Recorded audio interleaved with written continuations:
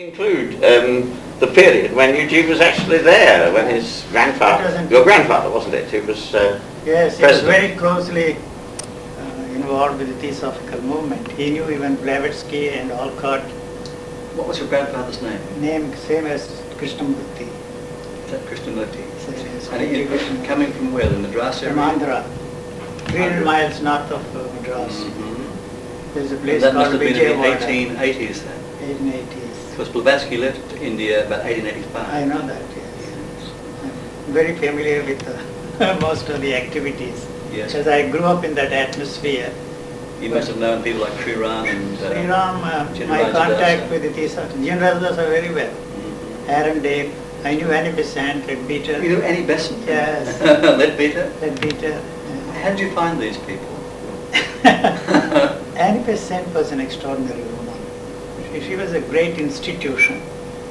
And amongst all those, there was nothing spiritual about her. That's my feeling about Annie Besant. But she was an extraordinary woman. So, I heard her for the first time when I was 7 years old. I attended the Golden Jubilee of the Theosophical Society. 1925. In Adyar, when Krishnamurti spoke and said, I come not to destroy, but to some such thing. Now Right. it has come out in the book that it was a deliberate stunt on his part to see the reaction of the people. In the lives in the shadow of Jai Krishnamurti. Yeah. Andhra Pradesh, Annie Besant. I don't think Leadbeater ever visited Jeenaraj Dasa. Krishnamurti visited that town, Vijayawada it is called, yes, and then yes. But they see, I wouldn't call them hypocrites. See, there's, they deluded themselves and deluded others.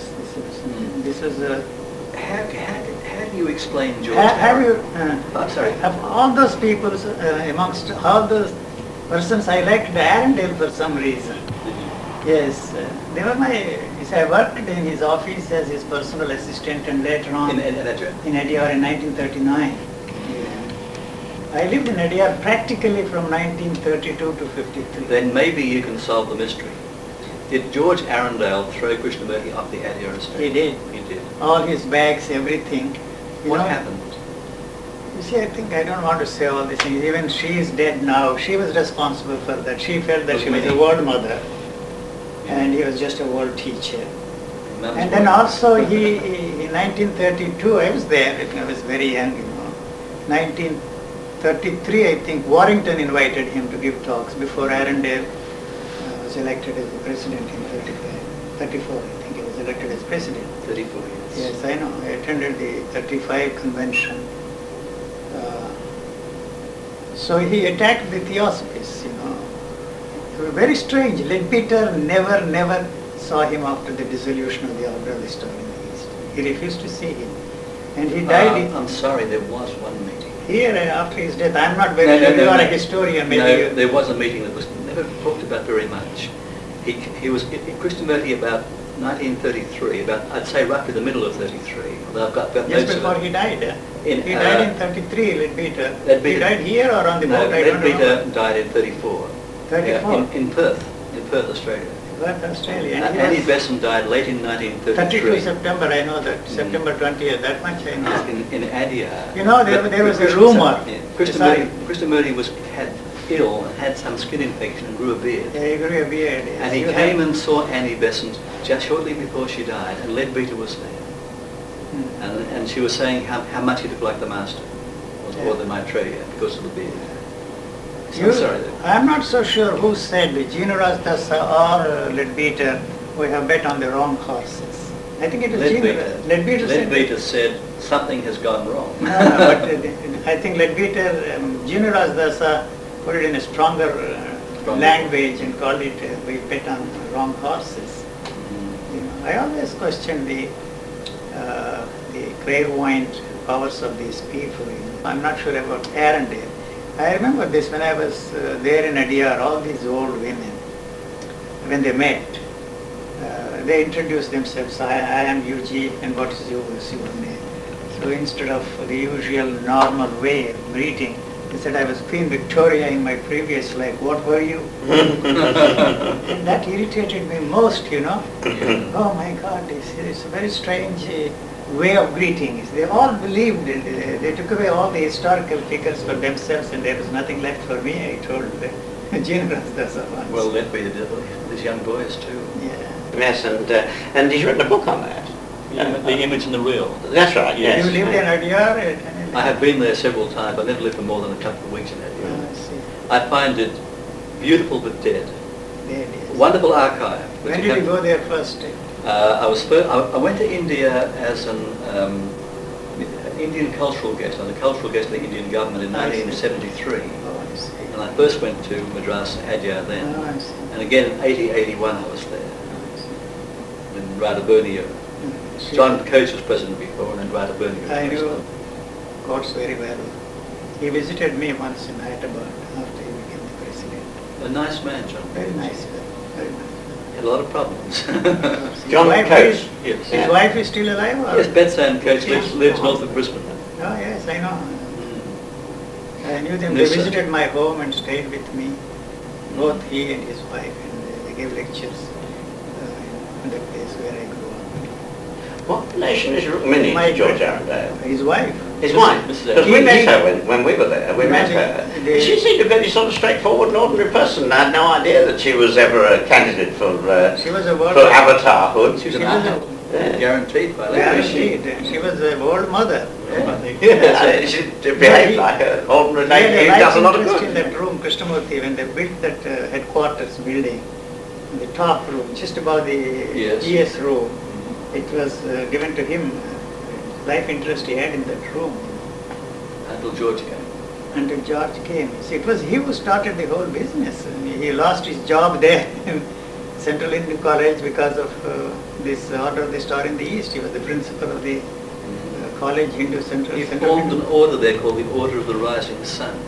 Was it Rising Sun? Yes, and then Annie Change- Besant stopped it changed it and to changed the Order of the Star in the Ah, East. Order of the Star. 53, he left India and he died in 53, 1953. In America. Yes, in Wheaton. America. I met him in London just before he left for America.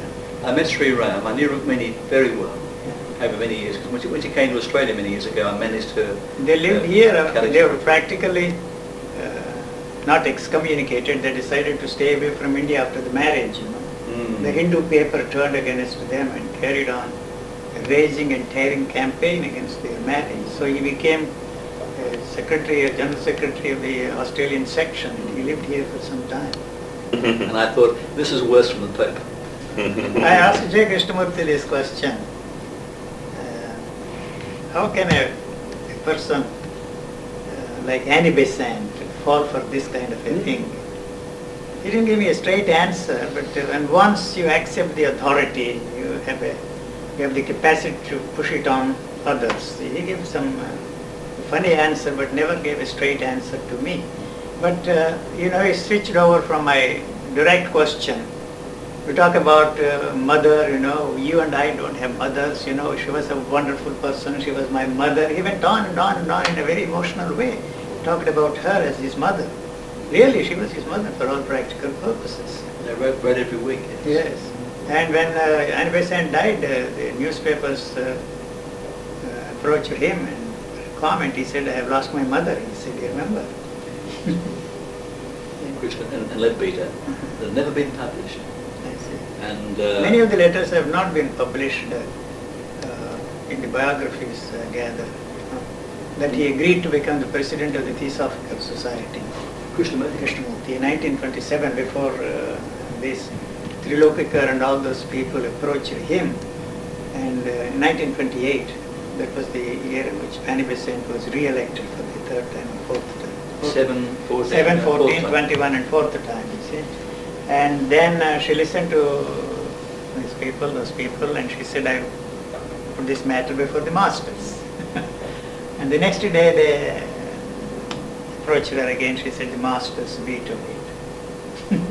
Yes. Part of it. Until 1953 I was there, very much involved in joint secretary of the Indian section, national lecturer, and then international lecturer. I traveled all over lecturing.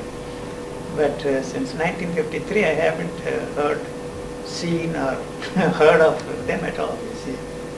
That time I never entered. I knew Krishnamurti refused to enter. I was living there at the headquarters of the Theosophical Society. I will never set my feet in the Theosophical Society. He told me several times, but just before he died, he went everywhere, to the temple, to the room, and very nostalgic. He's been driven through the estate every evening. Every and evening. walking along the beaches right. Yeah, of Annie Besant and her political, educational, social activities. Annie Besant has a statue. Oh, she was a Many problems. I remember it's outdated, her oratory in those days. Boy, it was really something. She could put life into inanimate objects and make them pulsate with life. That was, her oratory was so wonderful, so powerful. Yes, her voice was never recorded. Never recorded, unfortunately, really. Leadbeater's voice we have. A strange voice. Yes, very strange voice. Leadbeater, yes. But not Annie Besant's. No, she was a remarkable speaker. But outdated, outmoded, passé, not that kind of a oratory. You see, we don't care for that kind of an oratory. I was telling you about my uncles who listened to Blavatsky. They were not attracted to Theosophy or the Theosophical Society. They were against that, as a matter of fact. But they attended Blavatsky's lectures there. She would give lectures there in those colleges with a cigar and putting her feet like that. They said she was a fascinating woman. She had something in her, hypnotizing people. Probably she, whatever the word hypnotism means, but she could do it. She hypnotized Annie Besant at least. She's a powerful lady. Very powerful lady. Enough, Yuri. How many? That was your thesis, the Theosophical Society? Not exactly. The thesis I did at Sydney University for my master's degree was called The Theosophical Crisis in Australia. Theosophical Crisis in Australia. Nice. They had a lodge in Sydney with 900 members. Yes. The biggest theosophical lodge in the world. Yeah. And Annie Besant in 1923 expelled 600 members. 1923? In 1923, for being non-brotherly, for being a centre of disturbance, You know that... In the name of brotherhood, I'll throw you out. You know that Australia is the land of larger hope. George Arundel statement, yes. Statement. But George was mad in those ways. He was a nice fellow. I don't know if all those people he was a likable fellow. There was He nothing. was, I'm he was sure. a likable fellow. Very friendly. But in some ways he was seen to be a bit mad too. No, the wife. I'm sorry. Rukmini, I think. Dominated him. I thought I walked hand in hand with Master K.H. in 1932 after my encounter with Annie Besant, But it was a fantasy of mine, you see. The thought, is very strange. It can create something solid and put it there. You can feel it, touch it, and experience it. I've only ever done that with the aid of acid. I can't do it It's still a without. fantasy, isn't it? Yes, it's a fantasy. So that's all. Some people I know can. Huh? No, one thing that prevented me from brushing aside Blavatsky's letters as forgeries was the letter Annie Besant received after her death. Have you seen the full text? I haven't seen the text. I but have the full text. You have the full The text? full text. I didn't have a clue, so I had a suspended judgment until I heard a murder case there in London. Somebody murdered his wife, and before he murdered her, he made her write letters to her parents telling her that she was traveling, that she was in Edinburgh, somewhere there in Belfast there. And every month he mailed those letters to her parents. And finally, they somehow got to know that the whole thing was some strange thing going on there. And then they found that she was murdered and buried in his own backyard. So that gave me the clue. Probably she left behind a letter. You see, I don't know. No, it's not possible. Dead now. They were all students in Madras Presidency College and then Christian College. And they were not at all attracted to the cause of Theosophy, although my grandfather was very much attracted. He told me once, if it were not for Theosophy, I would have become a Christian. He said, he was attending the Christian college. Blessing for you, isn't it? Yes. Yes, the usual line he gave me. And that was the reason why he donated a lot of money for the cause of Theosophy. And even world teachers, business, world university, world university. My grandfather, I remember I was there in 1923 or something like that. We visited my grandfather and I, Annie Besant. with a lot of money. He handed over the money to Annie Besant for this World University. And then what all they did was Arundel's doctorate was from that World University. Sorry, no. Yeah, No, it was from a university he helped to found. It wasn't the World University. Not the World University. It was a Mickey Mouse doctorate, if I may say so. The only student, bright student was Krishnamurti. Krishnamurti. Yes, he was a student at the World University. But he would have become top man even otherwise. I don't talk about these things, I'm talking I'm very pleased for the you are. first time. Anne will be interested to see this tape because she knows, I know almost nothing about the Theosophical Society. And then, such as I know, by listening to Anne and I was born into that and grew up there along with all the other Hindu business, People who are supposed to be, you see, there was this dichotomy, how to pronounce it, the way you pronounce dichotomy. Perfectly. Yes, their lives and what they believe and what they taught. This always one fellow, very bright, brilliant fellow, he was only 32 years old. He spent 2 months in our home. My grandfather's home was an open house for all these spiritual people. He used to give discourses on Mandukya Upanishad, Karikas. Boy, it was really something. He fascinated me. I was only 14, 15 years old.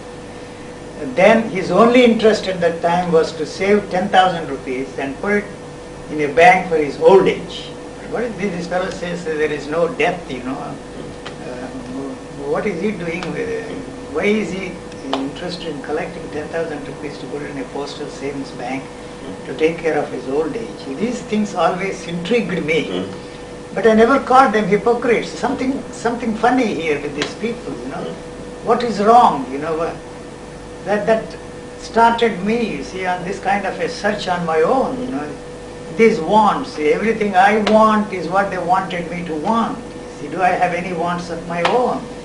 All the thoughts I have is what they have put in my head here. I don't have any thoughts of my own, not one thought. Even this fact, you see, I realized when I was very young, but it never occurred to me that this was also a want. Not to want what the others wanted me to want, and find out, is there anything which I can call my own want? It never occurred to me that this also was a want, like any other want. It's almost, I mean by that. See, you tell yourself that you are not an enlightened man, and suddenly after enlightenment you tell yourself that you are an enlightened man. But both statements are nonsense. Both statements are nonsense. Totally. Because it's the same knowledge that I have. It's the knowledge that creates a state here and tells me that I'm not enlightened. Because in Bhagavad Gita, you see, and I always describe the state as the state of a stone. You see, it's in a stone image, but that's not a living man. And that's the impression I get from those verses in Gita. The characteristics of an enlightened man, Siddha who is established himself in the seat of whatever it is called. And suddenly you tell yourself that you are an enlightened man. It is the same knowledge. See, this was my question, you see. When I found that I was enlightened, I wanted to be in the state of Buddha, I wanted to be a Buddha, I wanted to be like Krishnamurti, I wanted to be this, that and the other. One day suddenly I said to myself, I am in the same state as Buddha. What the hell? You are telling yourself, you are kidding yourself. You have not moved from square one. See, yesterday you told yourself you would like to be in the state of Buddha, you want to be Buddha, you are not enlightened. Suddenly you have come into something, an extraordinary experience or a state of being or whatever you want to call it, and kid yourself that you are an enlightened man. What's the difference? The same knowledge is operating here. And so that went on and on and on like a whirlpool, So there is no such, I did not even complete the sentence. There is no such thing as self, so there is no way you can resolve this problem. There is no question of discovering yourself, There is no self there first of all, and then there is no self to discover, there is no self to realize, there is nothing there to be enlightened, there is nothing there to be transformed. Krishnamurti's phrase, radical transformation, there is nothing there to be transformed. Naturally you will throw the question at me, how do you know that there is nothing there to be transformed? My answer to that is, don't ask that question. If you were there in that situation, you would never ask that question. Is this part of my knowledge? What is it that tells you that you are not enlightened, that there is I knew what created this self in me. Don't ask that question. If you were there in that situation, you would never ask that question. Is this part of my knowledge? What is it that tells you that you are not enlightened, that there is I knew what created this self in me. You know. So I do not see any I there other than the first person singular pronoun, period, full stop, full period for me. You are that has created this entity here, call it by whatever name you like, and the constant use of memory to maintain this identity. We have to work very hard to maintain Yes, that's why I don't dream, you know. So you don't have to sleep for so many hours. I sleep like a cat, the total maybe 5 hours, 6 hours in the span of 24. There is no such thing as 20. I question even the 24-hour span. It is much longer. You see, all measurements are arbitrary. You know, all measurements are arbitrary. You know, my grandmother, was the first one who made me clearly understand this Maya. You know, Shankaras. My professor gave lectures on Maya and the doctrine of Maya. Volumes and volumes on the subject. My grandmother said, an uneducated, she knew only how to read and write, that's all. She was not a philosopher. She was not teaching philosophy, but she listened to all this crap in her household, to every philosopher, every Swami, every teacher that visited our home and talked about these things. She said, the word is the illusion, or Maya. Maya is to measure, she said. See, there must be a point here. The moment the thought takes its birth there, you have the point is created there. In relationship with this point, you are measuring things, experiencing things. So anything you experience is an illusion. But the world is not an illusion. This is not an illusion. Somebody comes with a pistol and wants to shoot you, then you don't call that an illusion. You either duck or run away or kill him or do some such thing, you know. But you don't say that's an illusion. The Maya, the wrong moment for discussion. Yes, the measure, Maya means is to measure. So the measurement is possible only when there is a point there. So in relationship with that we measure. So anything you experience is an illusion. So you have to question even the reality there. You know, where is the reality?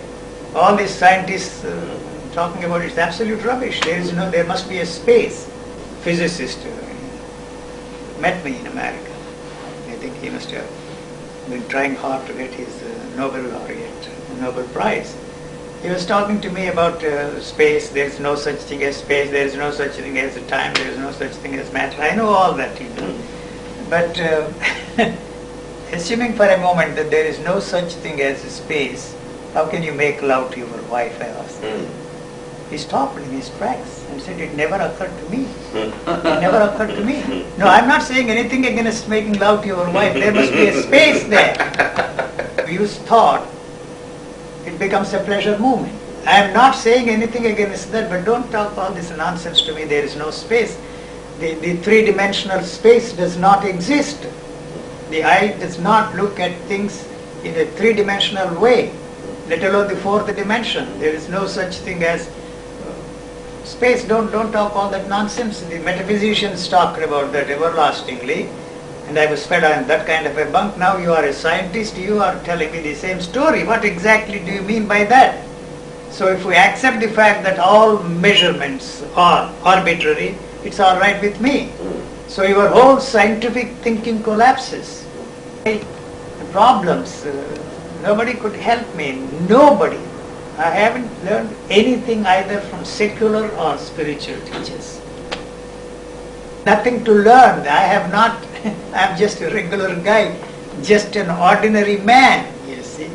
So my wanting to be something other than this very ordinariness was my problem, become something extraordinary.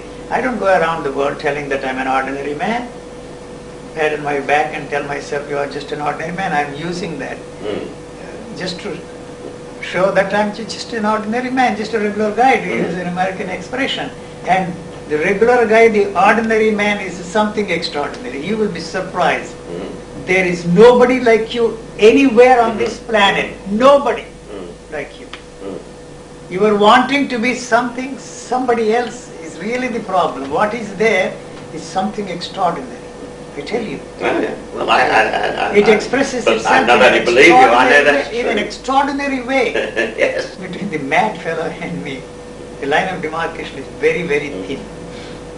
You see, they have given up, we are pushing them to become part of this horrible value system we have.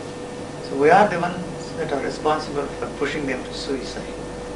You see, they have given up. They don't want to be part of this society. They don't want to fit into the structure, the framework which we have placed before ourselves. The framework is built on the foundation of the teachings of those religious teachers. Even our legal codes of conduct is nothing but a warty outgrowth of the religious thinking, ethical codes of us all.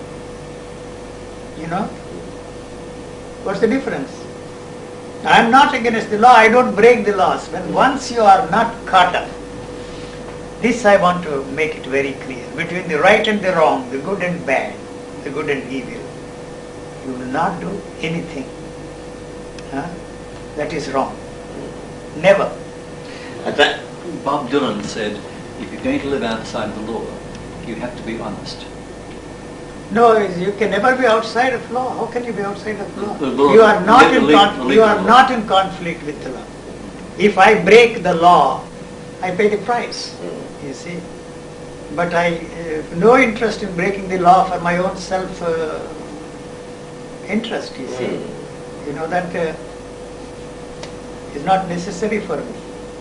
I am not against those who break the laws. Go ahead. That's why in that book you will find steal but don't get caught.